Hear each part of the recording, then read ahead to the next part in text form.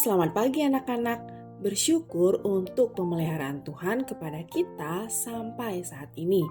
Sebelum kita melakukan segala aktivitas kita, mari kita merenungkan firman Tuhan yang diambil dari kitab Lukas pasal 16 ayat 1 sampai 13. Namun, kita hanya akan membaca ayat 1 sampai 9 saja.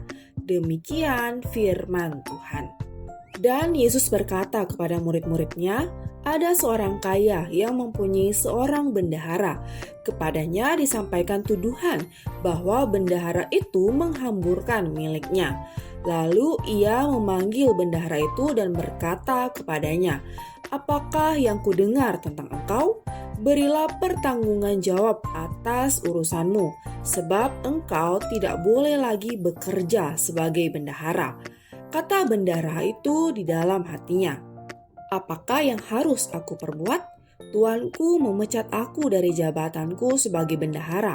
Mencangkul aku tidak dapat, mengemis aku malu. Aku tahu apa yang akan aku perbuat, supaya apabila aku dipecat dari jabatanku sebagai bendahara, ada orang yang akan menampung aku di rumah mereka.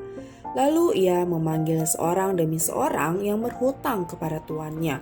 Katanya kepada yang pertama, berapakah hutangmu kepada tuanku? Jawab orang itu, 100 tempayan minyak.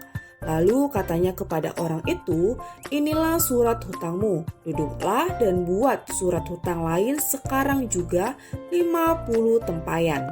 Kemudian ia berkata kepada yang kedua, dan berapakah hutangmu? Jawab orang itu, 100 pikul gandum. Katanya kepada orang itu, inilah surat hutangmu, buatlah surat hutang lain 80 pikul. Lalu tuan itu memuji bendahara yang tidak jujur itu, karena ia telah bertindak dengan cerdik.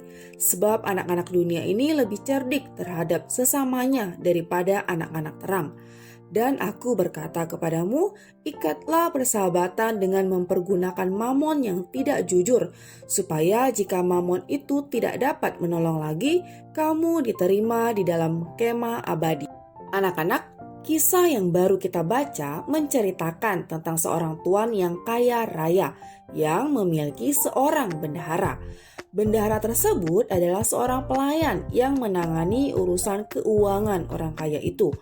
Dia memiliki wewenang yang luas atas urusan keuangan tuannya. Seseorang dalam posisi tersebut harus jujur dan memiliki integritas penuh. Sayangnya, bendahara ini tidak melakukannya.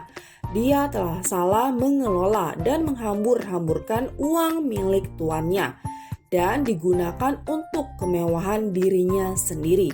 Oleh karena tindakannya, maka tuannya memecat dia dari jabatannya sebagai bendahara. Bendahara itu mencoba memikirkan kehidupannya setelah dipecat oleh tuannya. Ia menyadari bahwa dengan hilangnya jabatannya sebagai bendahara akan berdampak terhadap kehidupannya. Bisa jadi membuat ia melarat, kelaparan, jatuh miskin, dan kehilangan harga dirinya. Dengan kecerdikannya, dia mencoba mencari cara untuk menyelesaikan permasalahannya. Dia memanggil orang-orang yang memiliki hutang kepada tuannya, lalu memotong hutang mereka. Mengapa bendahara itu melakukannya?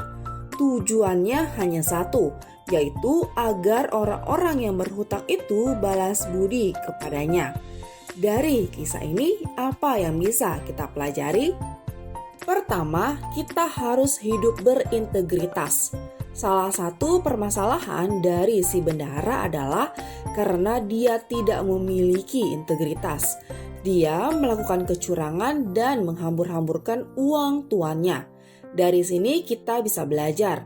Misalnya, ketika guru atau orang tua memberikan kepercayaan kepada kita dalam mengelola keuangan, maka kita harus jujur dan memiliki integritas di hadapan Tuhan. Integritas kita seringkali diuji ketika diperhadapkan dalam masalah keuangan. Tuhan memanggil kita umatnya untuk jujur, bahkan dalam hal-hal kecil pengelolaan keuangan. Selain pengelolaan uang, pada saat kita ada ulangan atau mengerjakan tugas-tugas sekolah, kita harus mengerjakannya dengan jujur dan tidak melakukan plagiat atau mencontek pekerjaan orang lain. Sikap berintegritas harus kita terapkan dalam setiap aspek hidup dengan hidup takut akan Tuhan. Kedua, hidup dengan bijaksana. Dari perumpamaan kisah tentang bendahara yang tidak jujur ini, kita dapat melihat bahwa Yesus justru memuji sikap bendahara itu. Apakah Yesus setuju dengan sikap ketidakjujuran bendahara itu? Tentu saja tidak. Yesus memuji kecerdikannya, bukan ketidakjujurannya. Yesus memuji sikap bendahara itu, bagaimana dia memahami kondisinya, membuat keputusan dan strategi, serta mengambil tindakan berani dan tegas yang akan bermanfaat bagi orang lain dan melaksanakan rencana tersebut dengan baik. Ia mempersiapkan masa depannya setelah ia dipecat oleh tuannya. Sikap yang dipuji oleh Yesus dari bendahara ini adalah cara dia mempersiapkan masa depannya. Kita dapat belajar dari sikap bendahara ini yang mempersiapkan masa depannya dengan baik, sekalipun dia melakukannya dengan cara dan motivasi yang tidak benar.